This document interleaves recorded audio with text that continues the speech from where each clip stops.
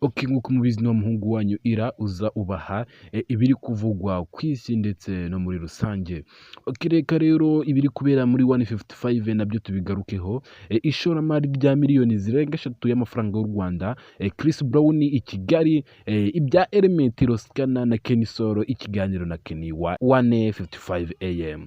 Reka rero tugiye kureba ikiganiro igihe akadomo.com yagiranye na Kenny, wa mugabo ushinzwe ibintu bikomeye muri 155. Muramuzi namwe cyane, Kenny muramuzi. Reka rero turebe muri bimwe bagiye bagarukaho yaganiriyeho cyangwa se igihe yagiye imubaza nawe akasubiza.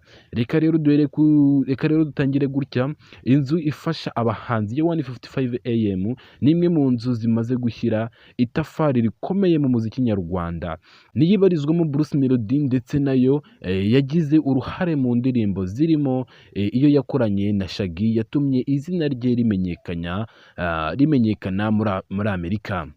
Niyo ifashe Bruce Melody ikongeramo Element nubwo bye biri mu rujijo. Icyakora si aba gusa kuko yanahozemo abandi bahanzi bakomeye barimo Roskana na Kenny Solo. Ni inzu yatangijwe na Coach Gaël afatanyije n'umuvandimwe we Kenny Mugarura. Uretse ibyo kandi nibo bubatse inyubako benshi bamaze kumenya nka Kigali Universal, ndetse bari mu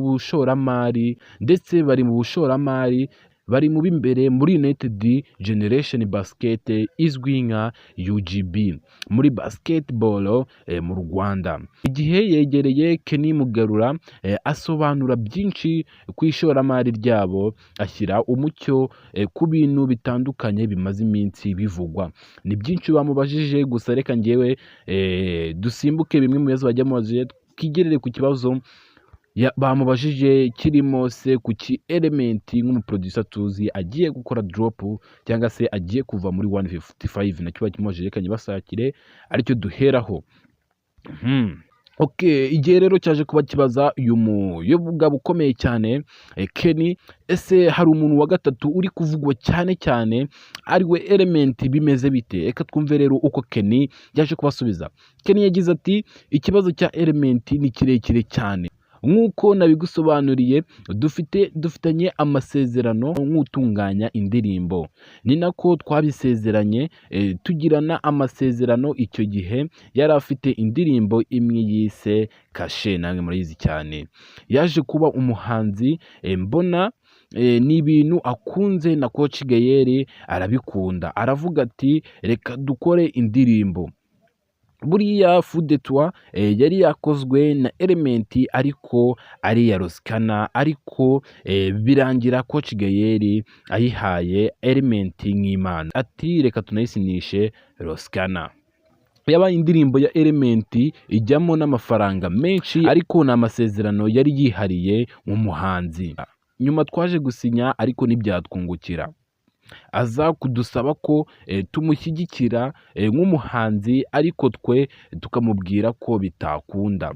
Haje n'indirimbo ye Mirere, tunishyura miliyoni 15 z'amafaranga y'u Rwanda. Indirimbo iheruka niyo yise Tombe, nayo yadusabye ubufasha ariko ntibyakunda, ahitamo kuyikorana.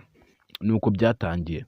Ikindi mu masezerano twagiranye hari ukwishyira ukizana. Yabanje kutubwira ko aho yakoreraga atisanzura, atubwira ukuntu aho yakoreraga ari naho yabaga, atubwira ukuntu amafaranga yakirwaga agahabwa 1/2, akaba aricyo aguramo amazi ndetse akishyura umuriro.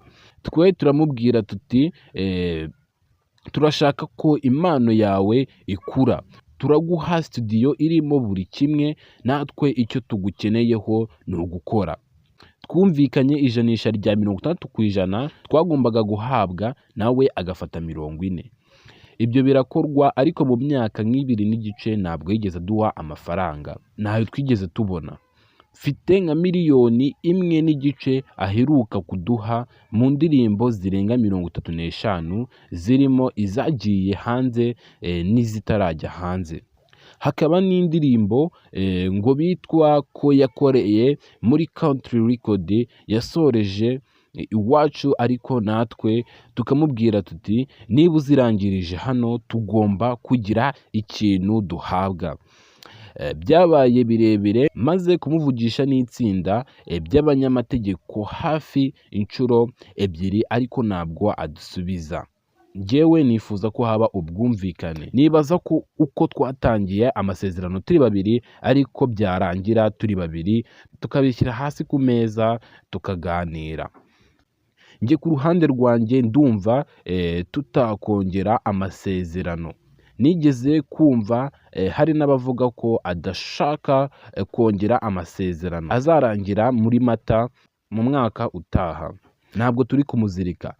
Studio yacu yaraduhenze, yadutwaye miliyoni zirenga 80, kumva ko tumaze imyaka 2 nta kintu twinjiza, twarahawe 1.5 miliyoni ni amafaranga make pe. Ari ibishoboka neza twumvikane dutandukane, ariko bidakuyeho ko ejo nshobora kuza nahinduye imvugo kuko abantu barahinduka.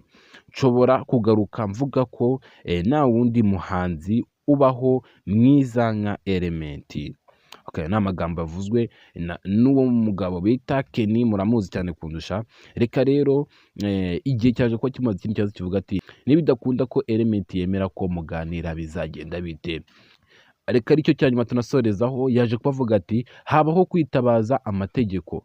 Iki ni igihugu cyiza cyorohereje abantu bashora imari. Buriya no mu mategeko habanza kumvikanisha abantu.